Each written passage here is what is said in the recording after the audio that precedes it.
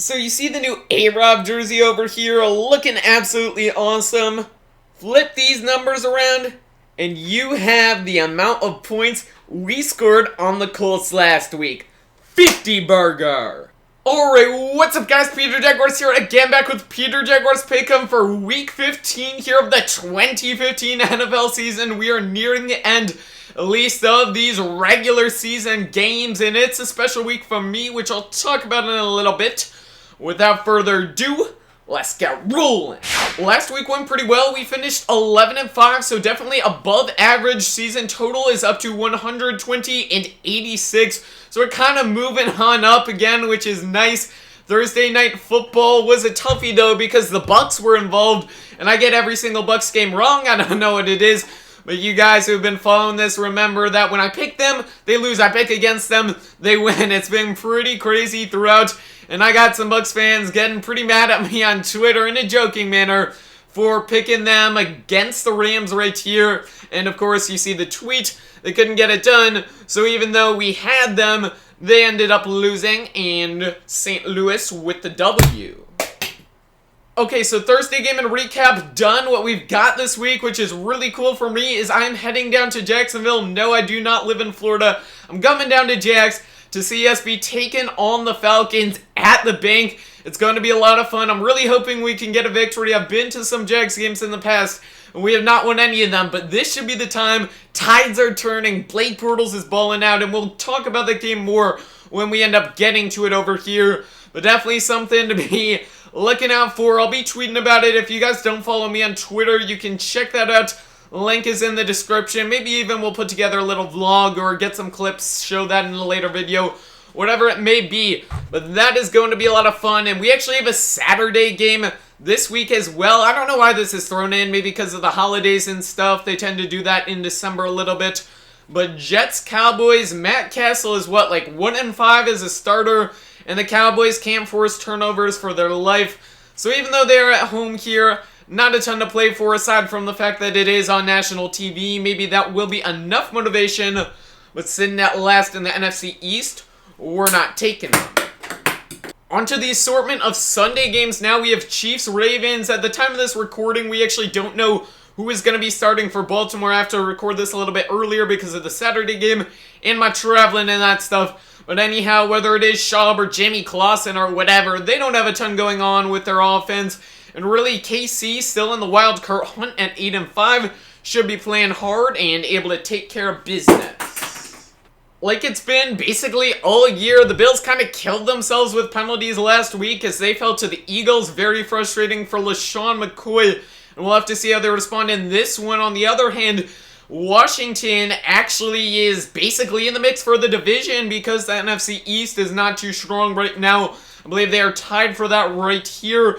And while they do have the Eagles coming up next week in what is probably a more important game, they want to take care of business. And Buffalo has burned me a lot of times in games that they probably should have won, but haven't done what they needed to, kind of fallen apart, harmed themselves. And we can't let that happen again, so rolling with the Skins. Houston takes on Indy in what's a very important game pertaining to my Jags' playoff hopes. Ideally, we'd see a tie, but that's probably not happening, and both teams have quarterback injuries, so they're down to a variety of guys. I'm going to be backing TJ Yates, not really because of Yates, but DeAndre Hopkins, and they've got Watt balling out now. Defense is looking good. I expect them to get their first win in Lucas Oil. The Titans are heading in the right direction as an organization and starting to get pieces together, but on the road playing a superior Patriots team and eliminated from playoff contention, there's no reason to really be backing them. Everyone's talking about Panthers Giants in regards to Odell Beckham Jr. versus Josh Norman, and that is a great competition, but there is more going on in this matchup. Panthers want to go undefeated. They're very cocky and confident right now. Whereas New York at 6-7 wants to be taking the NFC East and is potentially poised for a playoff run. So this is going to be a lot of fun. And I can't exactly place my finger on it, but something makes me think that the Giants are going to pull off the upset right here. It's something they've done in the past. They played the Patriots very close when New England was undefeated earlier in the year, and I had the same sort of gut feeling when the Pats took on the Broncos. They were very battered at that point, but we did correctly call New England's first loss, and I'm going to do the same thing right here with the Panthers. Been backing them basically all year. They're a great team and maybe still the Super Bowl favorites, but sometimes the best teams gotta lose as a wake-up call, and I feel like the Giants are going to do that to the Panthers right here and win a very close game. It's been through some misfortune, but the Vikings have lost control of the NFC North, no longer in the driver's seat. That has gone to Green Bay, and they love a divisional win right here. Barely beat Chicago earlier in the year, but they're at home this time. And really, with Robbie Gould missing kicks and the Bears not having a ton to play for in a tough spot, I feel like it's tough to be going with them, and Minnesota will be able to lock up and take care of biz. Now up for the game, I am going to make sure to spike that like button if you guys actually want to see some of the photos, videos, whatever I can take from the bank.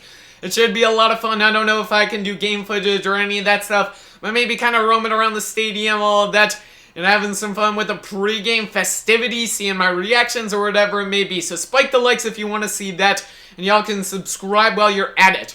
You can probably figure out my pick for this one, but for a moment, let's kind of talk Jags playoffs. We need to probably win out, could drop one, but really need to get to 8-8, and the Colts and Texans need to lose some. Can we do it? Maybe. I'm really holding on and hoping big time that we can do this. I will go crazy if we make the playoffs, because really with Bortles, A-Rob, Hearns, Julius Thomas, I feel like we can compete with a lot of teams right now. Maybe I'm biased, maybe I'm delusional, but at the very least, should be able to beat an Atlanta team that is struggling. I'm not really sure on the validity of the sources, but I have heard some reports that Rodgers has some little injury in his throwing shoulder or whatever. Could be explaining some of his poor play, but even with that, he's got to come into Oakland and keep the Packers steamrolling ahead because they're in a good position. Probably not going to get a bye as there is Carolina, Arizona, whatever going on. But still, if they can host a home playoff game and whatever to sort of get them spiraling ahead, it's very tough to go to Lambeau later in the year. They are heading to the West Coast for this one. But of course, they're probably a stronger team. It's tough to be going against Rodgers, and they seem to have righted the ship at least for the most part since their losing streak, so we'll take them in this contest.